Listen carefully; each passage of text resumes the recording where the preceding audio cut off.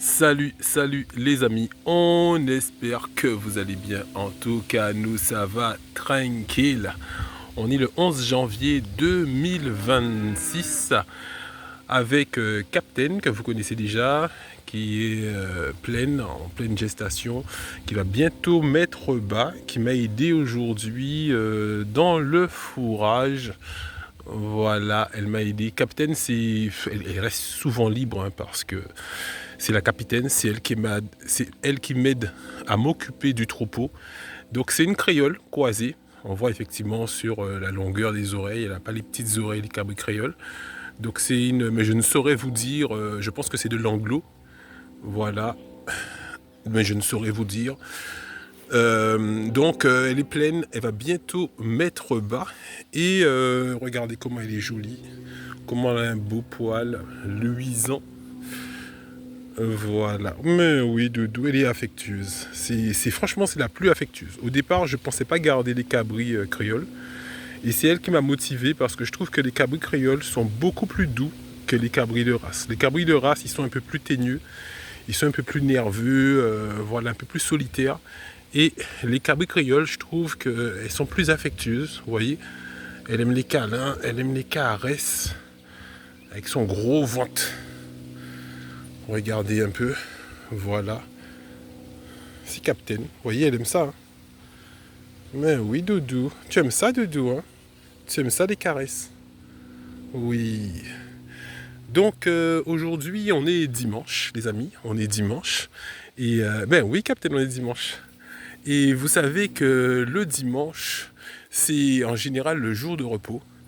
Mais chez nous, les éleveurs, il n'y a pas de jour de repos.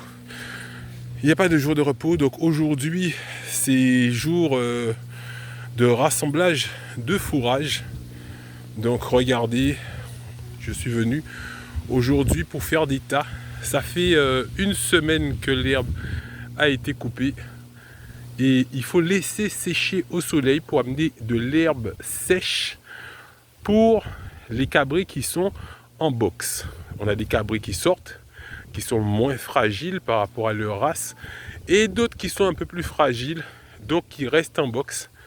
Et aujourd'hui, c'était le jour durant, donc toute la semaine, ça a été coupé il y a une semaine, mais tous les 2 jours, il faut passer avec le râteau pour retourner l'herbe, pour qu'il puisse se sécher, sinon toute l'humidité reste sur ceux du bas.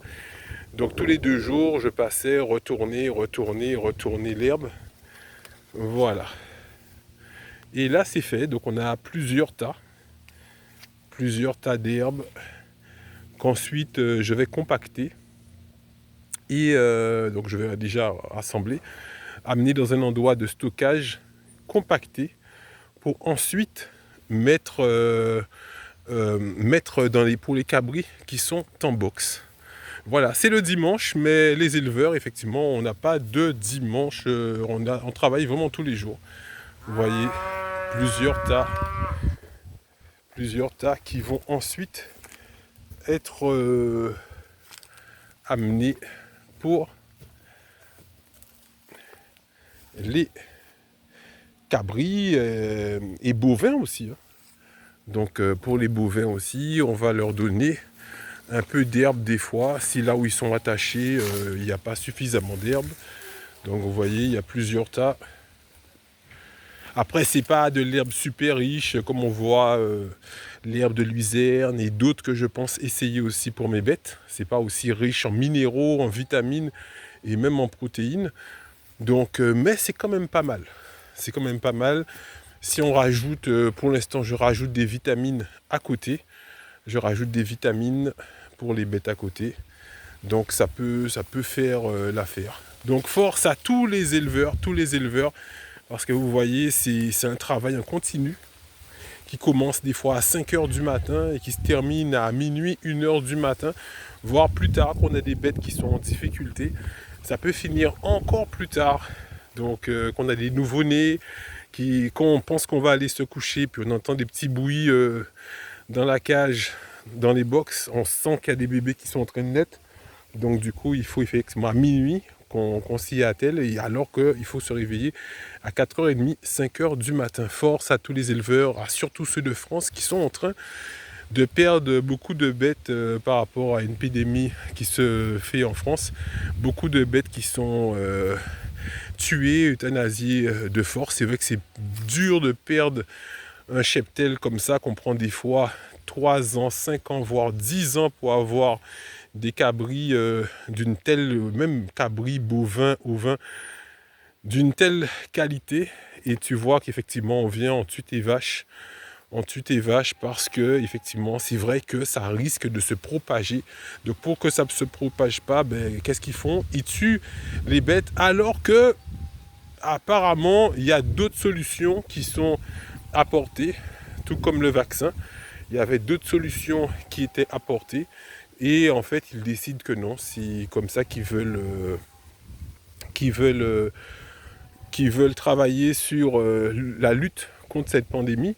Et en plus, apparemment, au niveau du remboursement du cheptel, il s'arrête sur un tarif qui date de 2023, et au niveau du kilo des bêtes, alors que maintenant, ben, en 2025-2026, c'est pas du tout le même tarif, parce que tout augmente dans la vie. Vous voyez, chaque année, on a une inflation qui fait que tout augmente. Donc bien sûr, le coût de production et le coût de la vente des bêtes, ben, au kilo, ça augmente, mais ils ne prennent pas ça en compte.